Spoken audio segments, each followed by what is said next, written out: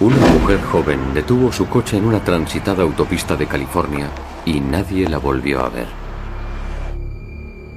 Su búsqueda duró 3 años, pero con el tiempo se fueron enfriando las pistas. Tanto se enfriaron que los científicos forenses necesitaron de nuevas técnicas para resolver el caso.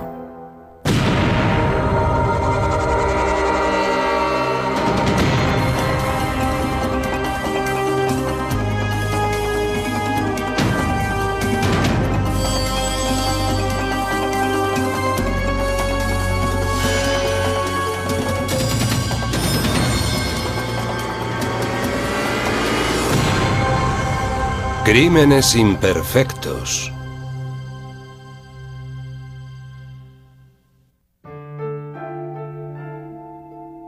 Denise Hoover, de 23 años, vivía con sus padres en Newport Beach, California, una lujosa zona residencial a las afueras de Los Ángeles. Acababa de graduarse en la universidad y yo creo que simplemente quería divertirse antes de buscar un trabajo en serio. Denise trabajaba como camarera y como ayudante de ventas a media jornada en Bloomingdale. Era muy confiada. Siempre me decía, papá, no te preocupes, estoy bien, nadie va a hacerme daño. Esta morena de 1,75 e impresionantes ojos azules no tenía problemas para atraer a los hombres. Su novio más reciente era Steve Horrocks. Steve es una persona muy abierta y le gusta divertirse. Eso era lo que ella solía decir de él, que Steve era muy divertido y que le hacía reír. En la noche del domingo 2 de junio de 1991, Steve y Denise tenían pensado ir a ver una actuación de los Morrissey en Inglewood. Pero en el último momento Steve no pudo escaparse del trabajo. Decepcionada pero decidida a ir, Denise le pidió a un amigo, Robert Calvert, que la acompañara al concierto. Me dijo que volvería tarde y recuerdo que yo le dije, no demasiado tarde porque ya sabes que me preocupo cuando no llegas a tu hora. Y ella dijo, no va a pasar nada. La noche que se fue, asomó su cabecita por la puerta y nos dijo adiós. Estábamos viendo la televisión y con esa encantadora sonrisa que tenía nos dijo adiós, os quiero mucho a los dos. Después del concierto, Denise y Robert pararon en la cantina El Paso a tomar una copa. Y allí Denise se encontró con un viejo conocido al que llamaremos Ross. Ross había estado enamorado de ella hacía años. Le pidió que se fuera con él, que se fuera con él a su casa, cosa que ella no hizo. Denise y Bob salieron del restaurante hacia la 1 de la madrugada y Denise dejó a Bob en su casa. No se dieron un beso de despedida. Ella le dejó en la puerta. Bob entró en su casa y ella se marchó. Bob fue la última persona que vio viva a Denise Hoover. Naturalmente, al ver que por la mañana no había vuelto aún, nos preocupamos. Pero tampoco éramos unos padres muy controladores. Ella tenía 23 años, ya era una adulta y confiábamos en ella. Su coche abandonado apareció en el arcén de la autopista de Costa Mesa, a 5 kilómetros de casa, con una rueda pinchada. No parecía que el vehículo tuviera daños. Estaba aparcado entre 2 teléfonos de emergencia que nadie usó esa noche. Yo presentía que algo horrible le había pasado, porque Denise no era el tipo de chica que desaparece sin avisar. La policía de Costa Mesa envió a los investigadores al lugar donde se encontraba el coche. Todo parecía estar en orden en el interior del coche. No había rastros de sangre, no había ninguna ventanilla rota ni ningún otro daño en el coche. Su bolso y sus zapatos habían desaparecido. Era como si se le hubiera estropeado el coche, hubiera dejado las luces de emergencia puestas y hubiera ido a pedir ayuda. Los perros policía captaron su rastro a un lado de la autopista, pero después lo perdieron. Entonces la policía registró los alrededores de esa zona cercana a la autopista, pero nadie la había visto. Era como si Denise Hoover se hubiera esfumado.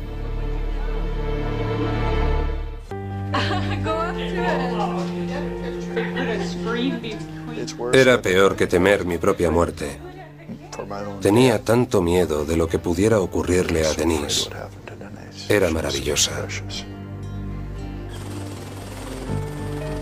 La policía utilizó helicópteros de búsqueda y otros medios para localizar a Denise Hoover, de 23 años, tras haber aparecido su coche abandonado en una transitada autopista.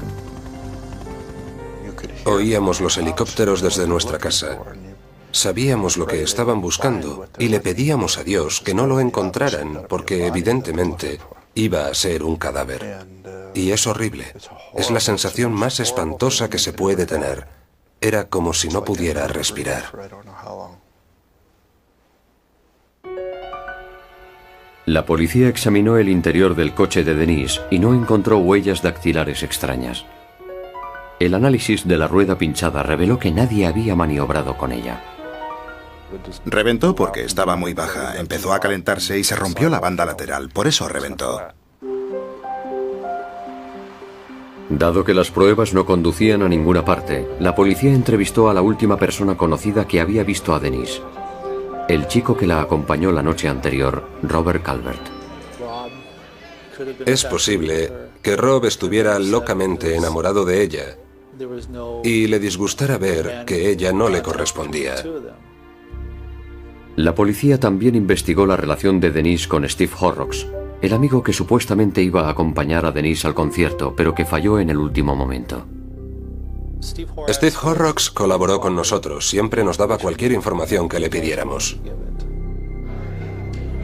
La policía también siguió la pista de Ross, el viejo amigo con el que se encontró Denise en la cantina. Ross tenía una coartada. Aseguró que él no la siguió cuando ella le dejó en casa. Yo nunca perdí la esperanza de encontrarla viva. Pensamos en todo, incluso que tal vez tuviera un novio del que sus padres no supieran nada y hubiera abandonado el estado, fugándose con él.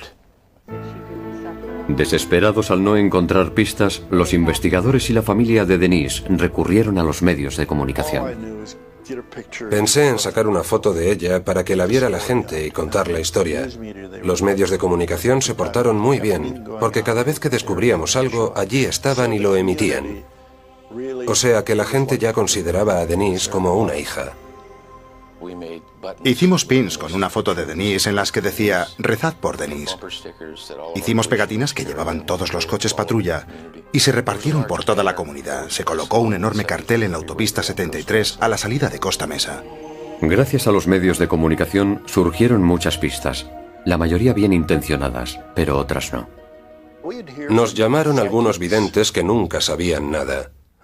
Solo decían tonterías. No supieron decirnos absolutamente nada. Nos llamaron muchos chiflados. Nos llamó gente que lo que intentaba era sacarnos dinero. Durante 3 largos años, los Hoover vivieron un infierno, esperando saber algo, cualquier cosa sobre su hija. Siempre recordaré a Linda Geisler, nuestra jefa de detectives, porque ella siempre estaba en contacto con nosotros. Pasábamos horas junto al teléfono y dábamos un salto cada vez que sonaba, porque crees que va a ser la llamada que esperas. Y eso es lo que más me gustaba de Linda. Llamaba diciendo, ya me voy a casa, no voy a hacer más llamadas, ya hablaremos mañana. Ella siempre nos tenía informados de todo lo que ocurría. A 585 kilómetros de distancia, en Phoenix, Arizona, un hombre que vivía en un lujoso barrio llamó a la policía local, informando de algo sospechoso en la entrada del garaje de su vecino. Era un camión Ryder con matrícula de California que tenía una alargadera que sobresalía por la ventanilla de atrás. El vecino dijo que el cable estaba enchufado a una toma de luz que había en un lateral de la casa. Lo que hubiera dentro del camión estaba conectado 24 horas al día.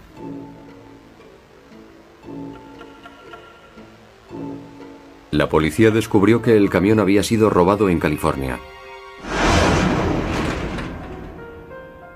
Dentro de la zona de carga había un congelador de tamaño industrial. Y en el interior del congelador había una bolsa de basura muy grande. Y al tacto notaron que dentro había un brazo humano. Recuerdo que vi 2 brazos con las manos esposadas y un anillo. Recuerdo que vi un anillo. Y me quedé realmente espantado. Para el médico forense, era el caso más difícil con el que se había encontrado jamás.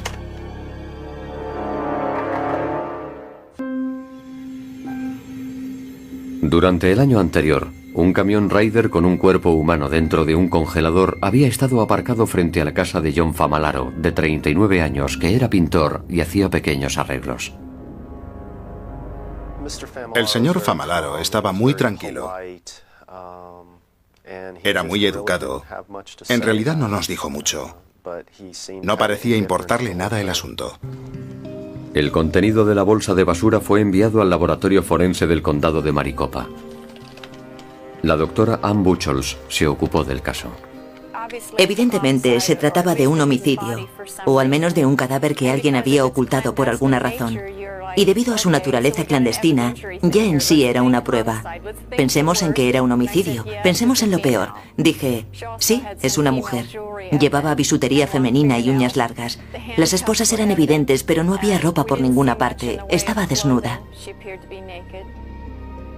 Descongelar el cuerpo causaría una descomposición rápida. Así que la doctora Buchholz necesitaba reunir pruebas cuanto antes, o las perdería para siempre. Cogí un escalpelo limpio y fui raspando y guardando los fluidos en frascos. Y pensé, bueno, por lo menos así tendremos algunas muestras. Pero fue una suerte que consiguiéramos encontrar semen en un cuerpo que llevaba 3 años congelado. La doctora Buchholz retiró las esposas y descongeló las manos lentamente.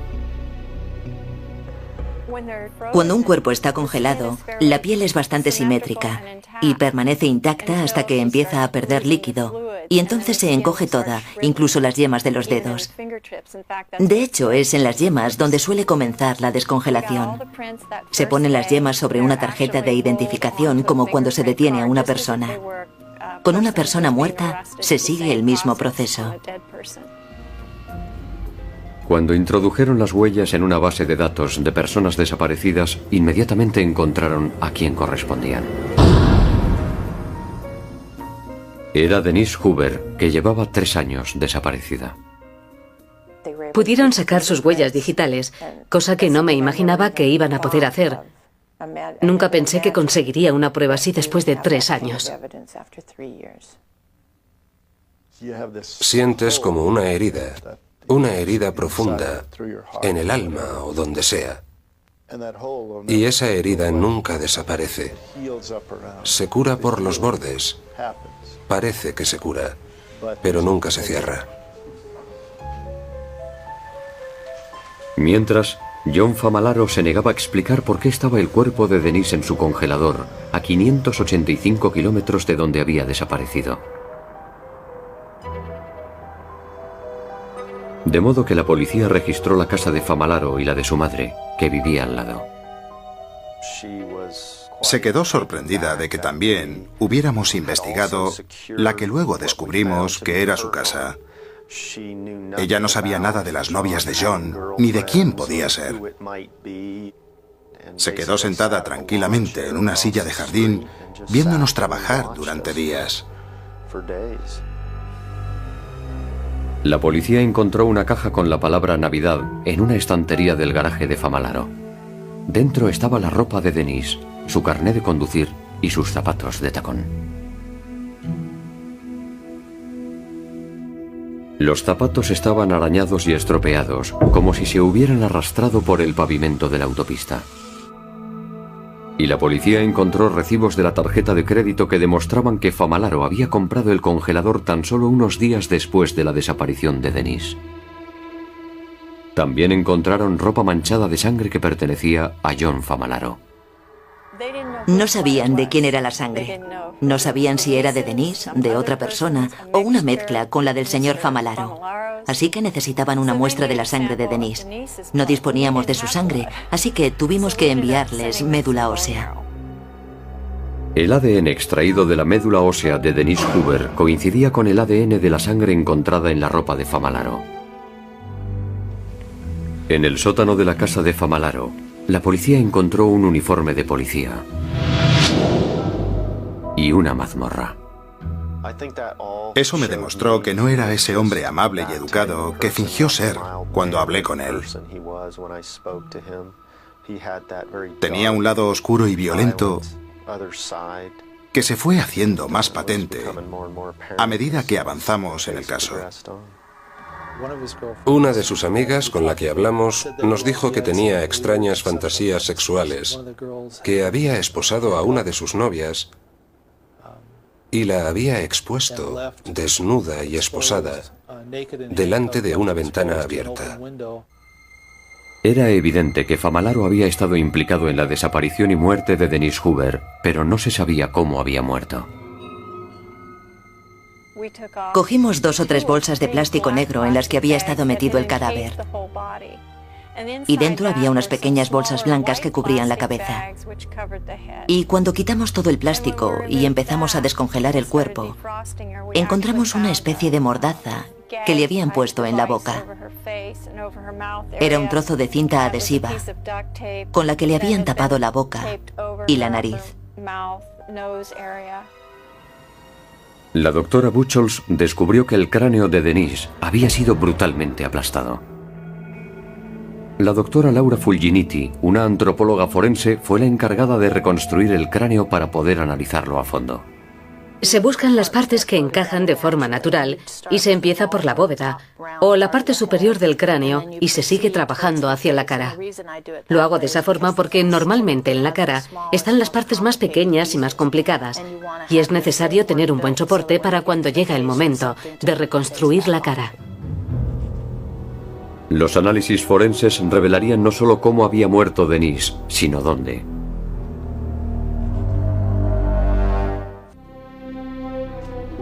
Tras una búsqueda de 3 años, el cuerpo de Denise Hoover fue encontrado dentro de un congelador en Arizona. Los investigadores forenses reconstruyeron su cráneo en un intento por entender cómo murió. Se ven lesiones de 2 tipos distintos que demostraban la utilización de armas diferentes y también se ven pequeños trozos de plástico que se habían quedado pillados en las fracturas. Eso nos indicó que el cuerpo ya estaba metido en las bolsas cuando recibió los golpes en la cabeza. La doctora Fulginiti descubrió que Denise había recibido 31 golpes. Es horripilante. Y si me paro demasiado a pensar en ello, en cómo debió sentirse cuando estaba en la autopista, me quedo paralizada y no puedo seguir trabajando, así que evito pensar en ello hasta que ya he terminado. Para mí es como un rompecabezas. Mi misión es poner todas las piezas juntas e interpretar el rompecabezas, y después ya puedo irme a casa y llorar en la ducha. El semen encontrado en la ropa de Denise coincidía con el perfil de ADN de John Famalaro. Denise era una víctima inocente y podría haber sido la hermana de cualquiera. Podrías haber sido tú, podría haber sido tu hermana o una amiga, y eso da terror. Duele mucho emocionalmente cuando te das cuenta. La verdad es que cuando vaya por la autopista, no pienso dejar que nadie me ayude. La policía también descubrió que John Famalaro estaba trabajando en Newport Beach, California, en la época en que Denise desapareció. Había alquilado la parte delantera de un almacén para su actividad como pintor. Preguntamos a los que habían alquilado el almacén después de irse Famalaro sobre las condiciones en que lo había dejado, y nos señalaron un rincón en el que habían encontrado una gran mancha marrón que habían intentado quitar con una manguera, y pensamos, bueno, sabemos que la sangre seca es soluble en el agua y podrían haberla lavado. Los primeros análisis no revelaron nada. Los investigadores decidieron esperar hasta la noche para recurrir al luminol, que resplandece y brilla cuando entra en contacto con el hierro que contiene la sangre. Empezamos a rociar con el spray y acabamos rociando todo el almacén. Lo único que encontramos fue la sangre que había en el rincón. El ADN de esas manchas de sangre coincidía con el ADN de Denise Hoover. Y una pistola de clavos que coincidía con las hendiduras en el cráneo de Denise. Basándose en las pruebas forenses, los fiscales sostenían que cuando se le pinchó la rueda a Denise, Famalaro paró y se ofreció para ayudarla. ¿Qué te ha pasado? No sé, creo que tengo una rueda pinchada. No lo sé. Déjame ver si puedo ayudarte.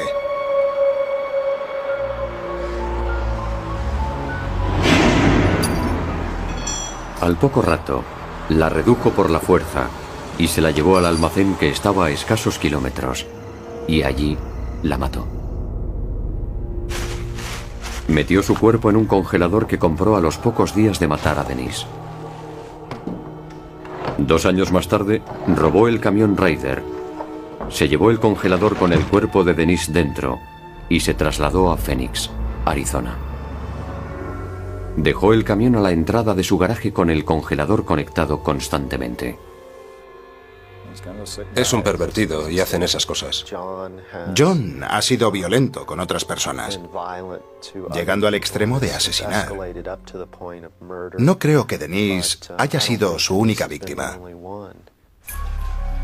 El 20 de junio de 1997, 6 años después de la desaparición de Denise, John Famalaro fue juzgado y declarado culpable de homicidio en primer grado. Fue sentenciado a muerte. Para los forenses fue un reto constante en los tribunales e incluso antes de llegar a los tribunales. Yo creo que en buena parte el éxito se debió a la labor del Tribunal Supremo, pero también al excelente trabajo de los forenses y a la brillante actuación de la policía. Yo quería saber la verdad, aunque fuera espantosa. Prefería saber cómo fue todo y no andar dándole vueltas en la cabeza imaginando cosas, tal vez aún peores, de lo que habían sido. Esta es la forma en la que se supone que hay que hacerlo. Eso te empuja a trabajar más duro en el siguiente caso. Cuando estás a punto de tirar la toalla piensas, Denise Hoover, tú resolviste el caso, lo reconstruiste, sigue adelante y encontrarás la respuesta.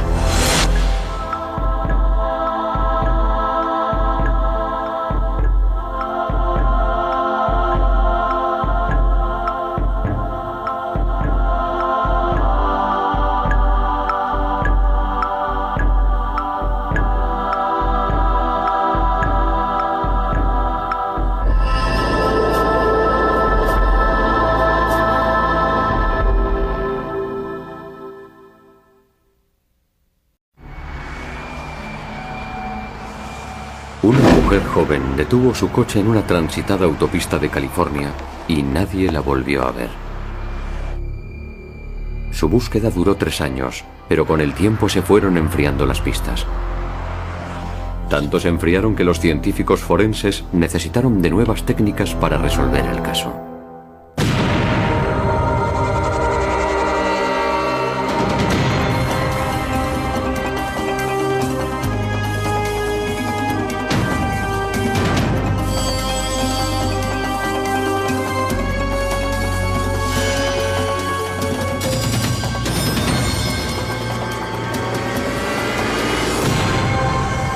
Crímenes imperfectos.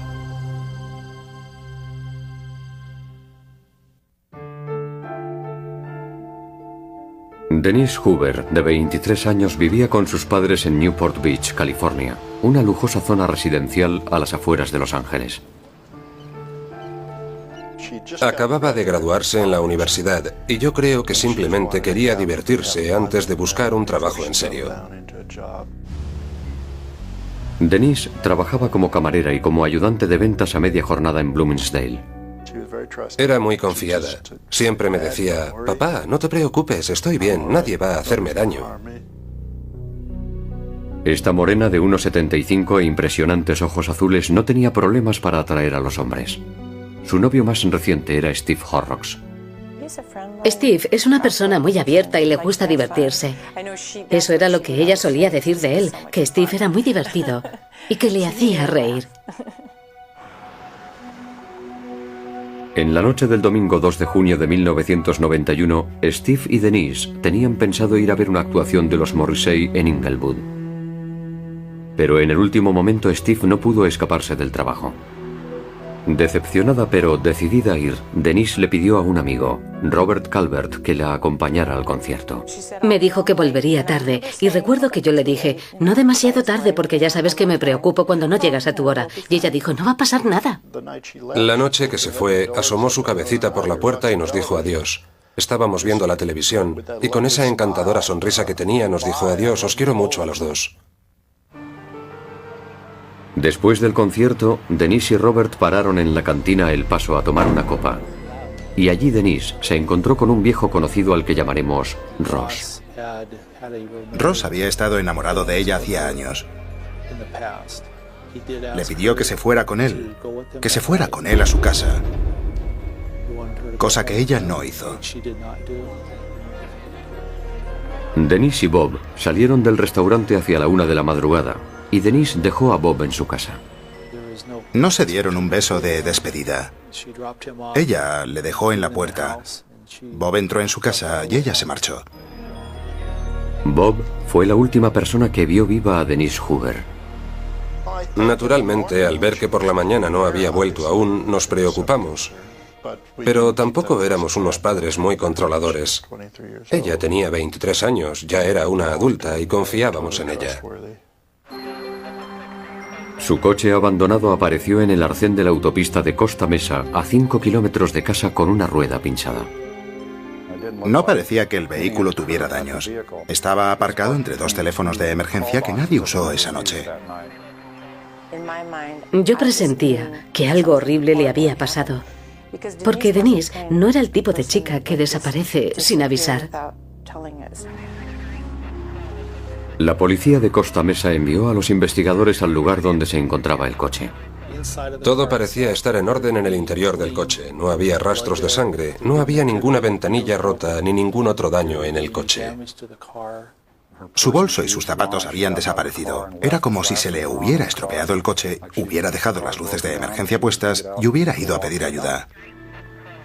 Los perros policía captaron su rastro a un lado de la autopista, pero después lo perdieron. Entonces la policía registró los alrededores de esa zona cercana a la autopista, pero nadie la había visto.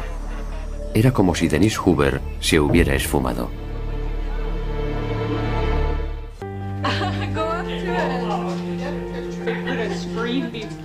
Era peor que temer mi propia muerte. Tenía tanto miedo de lo que pudiera ocurrirle a Denise. Era maravillosa. La policía utilizó helicópteros de búsqueda y otros medios para localizar a Denise Hoover, de 23 años, tras haber aparecido su coche abandonado en una transitada autopista. Oíamos los helicópteros desde nuestra casa.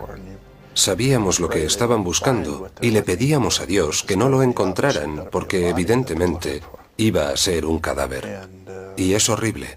Es la sensación más espantosa que se puede tener. Era como si no pudiera respirar.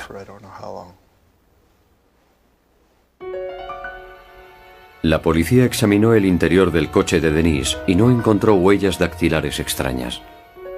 El análisis de la rueda pinchada reveló que nadie había maniobrado con ella.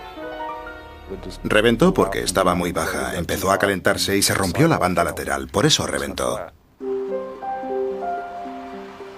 Dado que las pruebas no conducían a ninguna parte, la policía entrevistó a la última persona conocida que había visto a Denise: el chico que la acompañó la noche anterior, Robert Calvert. Es posible que Rob estuviera locamente enamorado de ella y le disgustara ver que ella no le correspondía. La policía también investigó la relación de Denise con Steve Horrocks, el amigo que supuestamente iba a acompañar a Denise al concierto, pero que falló en el último momento. Steve Horrocks colaboró con nosotros, siempre nos daba cualquier información que le pidiéramos. La policía también siguió la pista de Ross, el viejo amigo con el que se encontró Denise en la cantina. Ross tenía una coartada. Aseguró que él no la siguió cuando ella le dejó en casa. Yo nunca perdí la esperanza de encontrarla viva. Pensamos en todo, incluso que tal vez tuviera un novio del que sus padres no supieran nada y hubiera abandonado el estado, fugándose con él. Desesperados al no encontrar pistas, los investigadores y la familia de Denise recurrieron a los medios de comunicación. Pensé en sacar una foto de ella para que la viera la gente y contar la historia. Los medios de comunicación se portaron muy bien, porque cada vez que descubríamos algo, allí estaban y lo emitían. O sea que la gente ya consideraba a Denise como una hija. Hicimos pins con una foto de Denise en las que decía rezad por Denise. Hicimos pegatinas que llevaban todos los coches patrulla y se repartieron por toda la comunidad. Se colocó un enorme cartel en la autopista 73 a la salida de Costa Mesa. Gracias a los medios de comunicación surgieron muchas pistas, la mayoría bien intencionadas, pero otras no.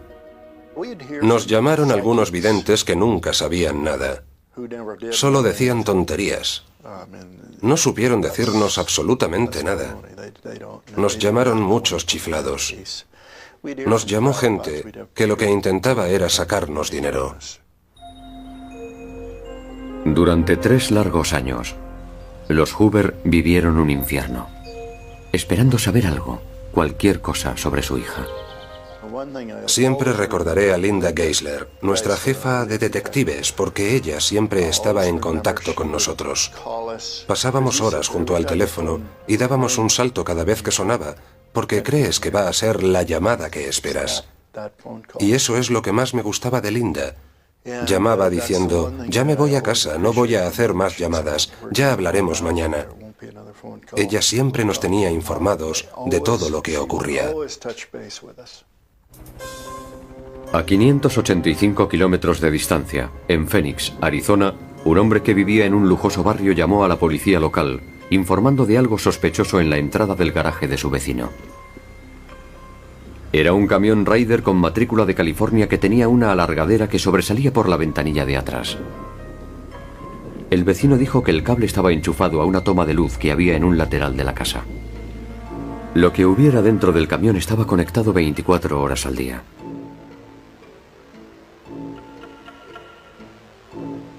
La policía descubrió que el camión había sido robado en California